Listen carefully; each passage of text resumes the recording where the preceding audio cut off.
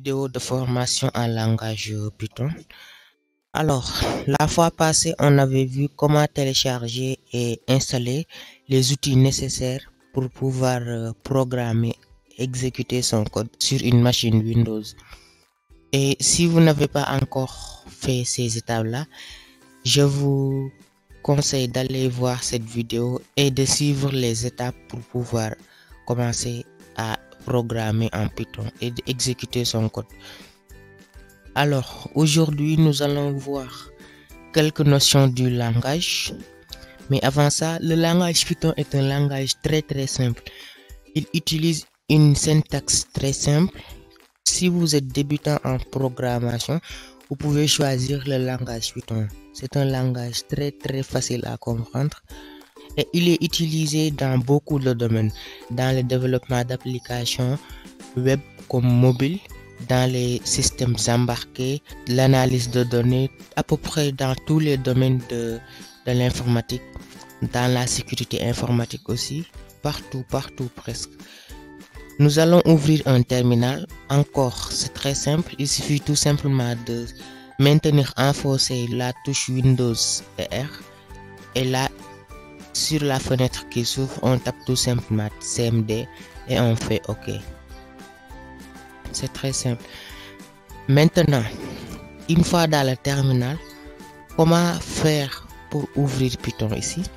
Rien de plus simple, il suffit tout simplement de taper Python et de faire entrer. Là, on est avec l'interpréteur Python. Ça, c'est ce qu'on appelle le mode interactif avec Python. Alors, qu'est-ce qu'on peut faire ici? Essayons de saisir un nombre, par exemple, 3, et on fait entrer. Donc, cela nous renvoie le même nombre entier. Alors, on peut dire que il connaît le 3, c'est un nombre entier. Si on tape aussi, par exemple, un autre nombre entier, on fait entrer, il nous renvoie ce même nombre entier. Donc, le langage Python connaît les nombres entiers. En fait, les nombres entiers constituent un type à part dans ce langage-là. Si on tape par exemple aussi 2 plus 3, cela va nous renvoyer le résultat. Il a effectué la somme et il nous renvoie le résultat. De la même façon, si on fait une soustraction, vous allez voir que il va nous renvoyer le résultat. Voilà, moins 5. Et le résultat qu'il va nous renvoyer, c'est un nombre entier. Fait. Maintenant, si on fait par exemple la division, 10 divisé par 2 par exemple, dans ce cas-là, il ne va pas nous renvoyer un nombre entier, mais un nombre réel. Faisons entrer. Et là, vous allez voir qu'il y a 5.0. Pourquoi 5.0? Et en langage Python, si vous effectuez une seule division dans l'opération, peu importe l'opération, le résultat envoyé est tout simplement un nombre réel. En langage Python, on appelle des flottants, un nombre flottant. Et donc, on peut bien sûr effectuer des calculs avec les nombres flottants ici, comme on l'a fait avec les nombres entiers. Par exemple, si je mets 3,5 plus, par exemple, 4,5, vous allez voir que cela me renvoie 9.0. Alors, on peut aussi mélanger les deux, faire un calcul contenant un nombre entier et un nombre réel. Et dans ce cas-là, le résultat sera un nombre réel. En fait, si vous effectuez un calcul et qu'à l'intérieur de ce calcul, il y a un seul nombre réel, le résultat sera un nombre réel, tout simplement. Concernant la division qu'on vient de faire, 10 divisé par 2. Alors, si on souhaite écrire le résultat en un nombre entier, qu'est-ce qu'on va faire? Il suffit tout simplement d'utiliser une opération qui est spécifique au langage Python et d'ailleurs même dans d'autres langages, le double slash et on met le 2. Si on fait entrer, cela va nous renvoyer le nombre entier de la division 10 par 3, par 2. De la même manière, si on effectue 10 divisé par 3, là, cela va nous renvoyer le résultat. Et si on souhaite récupérer ce résultat-là, par exemple, la division de 10 par 3 en entier, il suffit tout simplement de faire 10 divisé par 3, comme ça, avec les deux barres. On fait entrer. Cela va nous renvoyer le résultat d'un nombre entier. Et dans ce cas-là, il y a un reste. Et pour récupérer ce reste-là, rien de plus simple. Il suffit tout simplement de faire 10 modulo 3. Ce signe-là, il est appelé modulo. C'est le pourcent. Si vous faites entrer, on récupère directement le reste de la division de 10 par 3. Vous allez voir que le reste est égal à 1. On peut aussi faire des multiplications. C'est tout à fait simple. Par exemple, on souhaite multiplier 12 par lui-même. On utilise le signe étoile. 12 fois 12, cela va nous donner 144. Aussi, cette opération peut se faire avec des nombres flottants. Maintenant, si on souhaite calculer une puissance, il faut utiliser, supposons qu'on veuille calculer la puissance 2 à la puissance 3, il faut utiliser ce signe-là, étoile ou astérisque 2 fois. Et on fait la puissance. D'abord le nombre, ensuite la puissance. Et on fait entrer. Là, ça nous donne 8 comme résultat. Alors, en haut ici, nous avons fait des calculs. Mais le premier calcul qu'on a effectué ici, le 2 plus 3, cela nous a donné 5. Ce 5-là, on ne peut plus y accéder à partir de la ligne qu'on est actuellement. Comment faire pour accéder à ce 5-là? Il suffisait tout simplement de faire comme on fait en mathématiques. Par exemple, en maths, on a l'habitude de dire x plus y. X ayant sa propre valeur et Y aussi ayant sa propre valeur. Et bien ça, c'est faisable ici aussi. Il suffit tout simplement de faire, par exemple, X est égal à, par exemple, 10. Et faire Y est égal à 12, par exemple. Et si je viens, je veux calculer la somme. Je peux aussi faire somme est égal à X plus Y aussi. Et je fais entrer. Et si je fais somme, pour récupérer le résultat, cela va me renvoyer 22 comme résultat.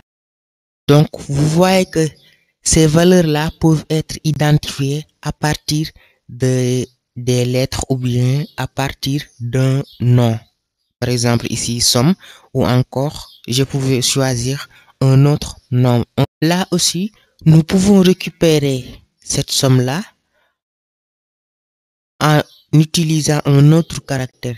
Pour récupérer cette somme 22, c'est-à-dire le dernier calcul qu'on a effectué, il suffit tout simplement d'utiliser le tiré du 8 appelé underscore.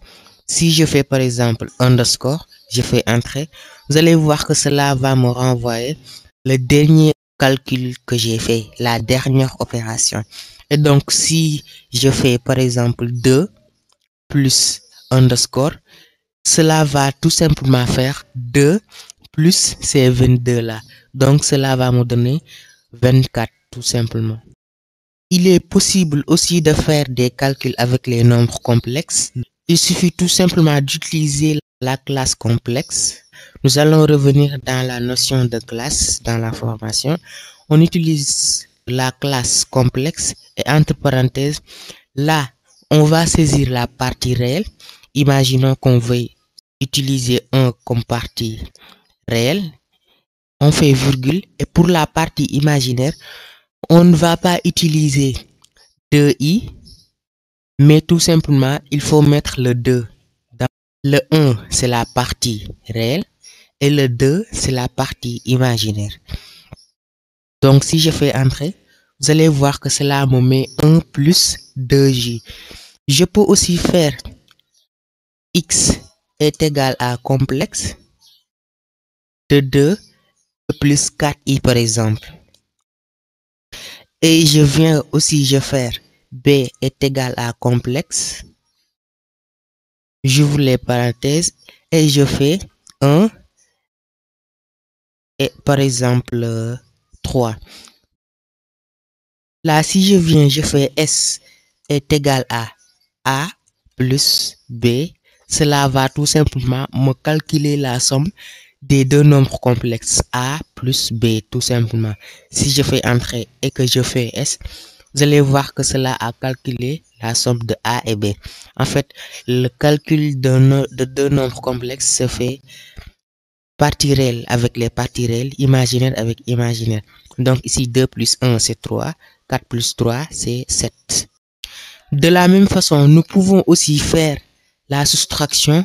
Par exemple, on va l'appeler sous est égal à, par exemple, A moins B.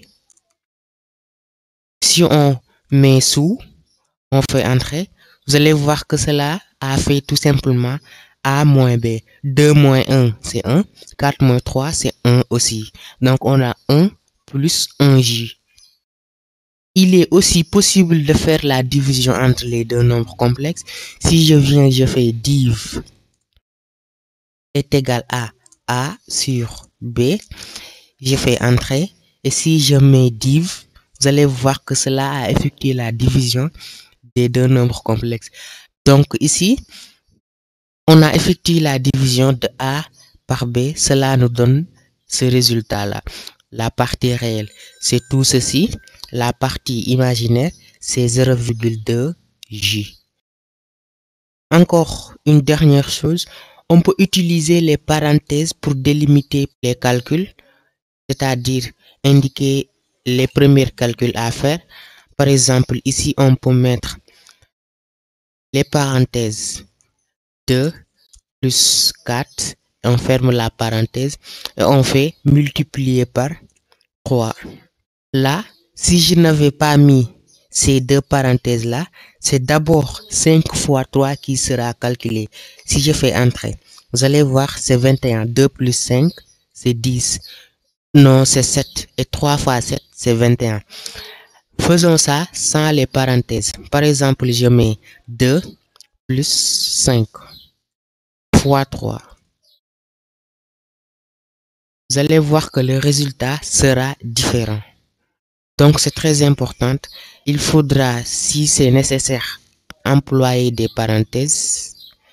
Alors, ce qu'on vient de voir concerne les nombres entiers, les nombres réels. Bref, ça rentre dans le cadre des calculs numériques. On peut faire bien plus avec ça dans l'interpréteur Python. On peut manipuler du texte. Comment? Par exemple, si je tape ici « Bonjour », je fais entrer, vous allez voir qu'il y a erreur. Pourquoi? Eh bien, on peut manipuler du texte, mais ici on a mis bonjour, cela nous donne une erreur, name error. C'est assez explicite, je pense. Name error, ça veut dire ce nom-là, c'est une erreur, il ne le reconnaît pas. Donc, pour dire à Python que ce texte bonjour est une chaîne de caractères, il suffit tout simplement de les mettre entre deux apostrophes. Voilà. Si je fais entrer dans ce cas-là, vous allez voir que cela m'affiche tout simplement bonjour. Avec les apostrophes, bien sûr. Je peux aussi afficher un autre message, par exemple, avec plusieurs mots. Je fais, par exemple, tout va bien. Et je fais entrer. Vous allez voir que cela m'affiche le même résultat. Essayons encore avec cet exemple. Je mets par exemple, je vais à l'école. Et je fais entrer. Là, il y a une erreur. Pourquoi? Parce que normalement, c'est cette apostrophe. Dans cet exemple-là, tout va bien. C'est l'apostrophe ouvrant ici au début et l'apostrophe qui est à la fin qui délimite le message. Par contre, dans le dernier message que je viens d'écrire là, il y a l'apostrophe pour marquer le début. On a encore une autre apostrophe ici, encore une autre ici. Donc le langage Python ne sait pas si c'est celui-là qui est le dernier ou celui-là qui est le dernier. Pour afficher ce message-là, il suffit tout simplement d'utiliser un anti-slash, un caractère d'échappement, c'est le backslash. C'est valable pour tous les autres caractères spéciaux. Si je fais entrer, vous allez voir que le message est affiché correctement. Et là, il y a quelque chose qui est un peu particulier. C'est quoi? C'est ici, on nous a affiché ça avec des guillemets doubles. Par contre, dans tous les précédents exemples, on nous a affiché avec une apostrophe simple. Donc, cela veut dire qu'on peut utiliser tout simplement les doubles quotes pour afficher un message. Par exemple, si je fais ceci, cela va afficher le même résultat. Vous voyez. On peut aussi affecter ces messages. Ce message, par exemple, a un nom. Si je dis message est égal à j'ouvre et je mets tout va bien. Donc, n'importe où que je puisse utiliser le mot message, il sera remplacé par bonjour, par tout va bien. Imaginons, je mets message, je fais entrer, cela m'affiche le message bonjour tout le monde. Si je mets nom est égal à, par exemple, Bamba, je fais sans oublier les guillemets, je fais entrer. Si je mets nom, cela va m'afficher. Désolé, j'ai écrit N-A-N, c'est N-O-N. Si je mets nom, cela va m'afficher Bamba tout simplement. Je peux aussi faire ceci. Bonjour plus tout simplement non. Si je fais entrer, ah oui, j'ai sauté le plus. Si je fais le plus non, cela va m'afficher bonjour Bamba. Donc, l'opération plus ici, il permet de concaténer les deux chaînes de caractères ici, bonjour et non. Donc, la concaténation, c'est quoi? Elle consiste tout simplement à coller deux chaînes de caractères, comme vous le voyez ici, bonjour Bamba. Il est possible de les séparer, de faire de telle sorte qu'ils ne soient pas collés l'un à côté de l'autre. On va voir ça dans la prochaine vidéo, je dirais. Il est tout à fait possible aussi d'effectuer cette opération, la concaténation, avec par exemple ici, message C2S plus non. Cela va m'afficher tout va bien Bamba. Revenons à l'exemple du nom par exemple. Le nom, c'est Bamba. Ici, on peut accéder à n'importe quel caractère ici. Si je souhaite accéder au premier B ici, il suffit tout simplement de faire nom, j'ouvre les crochets. À l'intérieur, qu'est-ce que je fais? Je fais l'indice de la lettre à laquelle je veux accéder. Ici, les indices sont comptés à partir de 0. Donc, le B, c'est 0. Je fais 0. Je fais entrer. Vous allez voir que j'ai récupéré le B. De la même façon, si j'avais mis 1, vous allez voir que je vais récupérer le A. Même façon aussi, si j'avais mis, par exemple, si je voulais récupérer le dernier A là, sa position c'est quoi? 0, 1, 2, 3, 4. Donc, je vais faire 4. Si je fais entrer, cela va récupérer le A. Par contre, si on essaie de dépasser le nombre de caractères, par exemple, mettons 5, vous allez voir qu'il y a erreur. Et l'erreur, c'est quoi? C'est index error. string index out of range. Si vous comprenez l'anglais, vous allez voir que ici on nous dit que l'index que j'ai utilisé a dépassé le range de la chaîne de caractères. Donc il faut faire très attention aussi.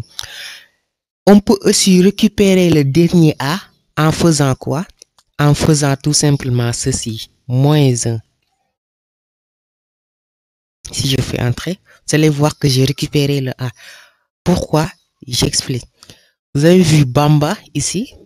Je peux commencer à partir de ici, compter 0, 1, 2, 3 et 4. Et on peut commencer aussi à compter à partir de la fin. Dans ce cas-là, on va utiliser non pas 0 ici, mais -1, -2, -3, -4 et -5. Mettons par exemple -5. Je vais récupérer le premier B. Entrée. Voilà. Là, vous allez peut-être poser la question à savoir, est-ce qu'on ne peut pas récupérer par exemple les 2 premières lettres ou les 3 premières?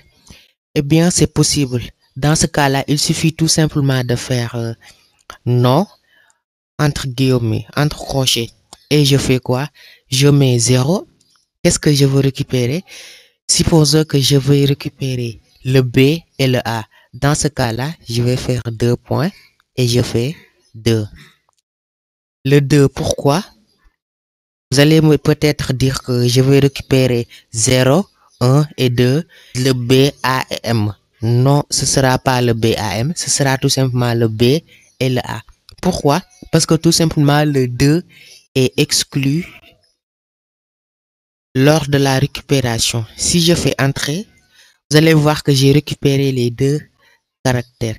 De la même façon, je peux récupérer les 3 premiers caractères. Il suffit tout simplement de faire ici un 3. Je fais entrer.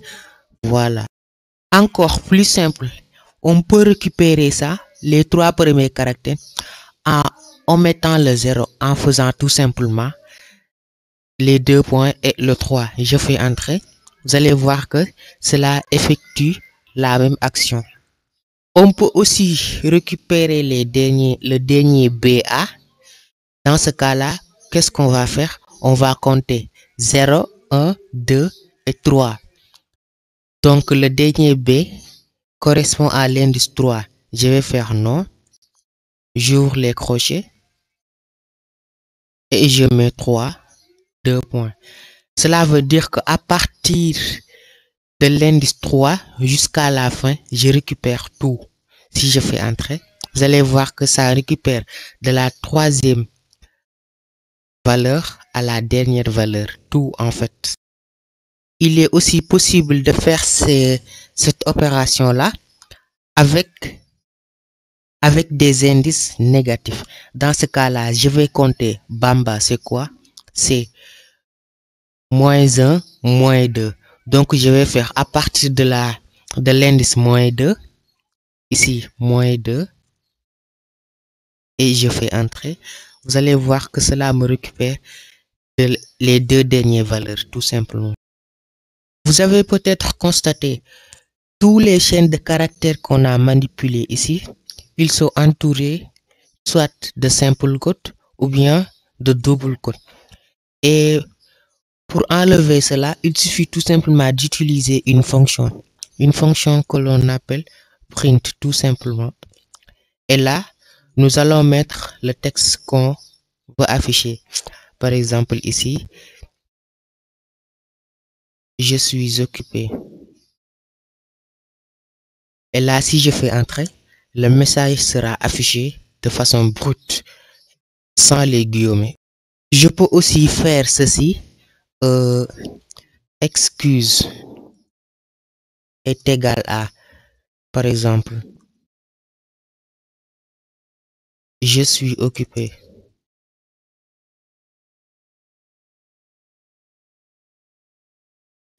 Et si je fais entrer, je peux l'afficher sans pour autant afficher les guillemets. Comment? En faisant tout simplement print. Et là, qu'est-ce que je vais faire? Je vais faire excuse sans les guillemets. Et là, si je fais entrer, vous allez voir que cela m'affiche le message. De la même façon, si j'effectue la même action, cela va m'afficher le même résultat. Les manipulations que l'on vient de faire sont très utiles, mais des fois, ils peuvent être limitantes. Pourquoi? Parce que tout simplement, fermons le terminal et ouvrons-en un autre. Par exemple, ici, si j'ouvre Python, je fais entrer. Qu'est-ce qu'on avait fait? J'avais fait ce message-là, print. C'était quoi le message? Excuse. Si je fais entrer, cela doit m'afficher tout simplement je suis occupé. Entrer. Et là, il y a erreur. Pourquoi?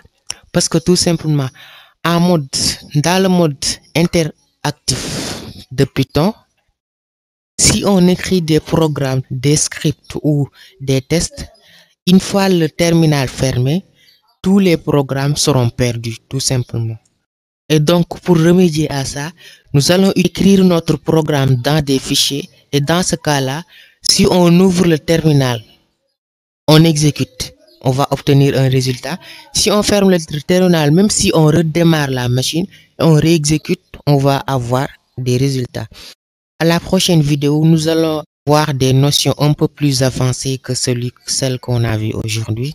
Et on va les écrire dans un fichier de telle sorte que même si on redémarre la machine, on pourra exécuter les programmes qu'on a écrits, tout simplement.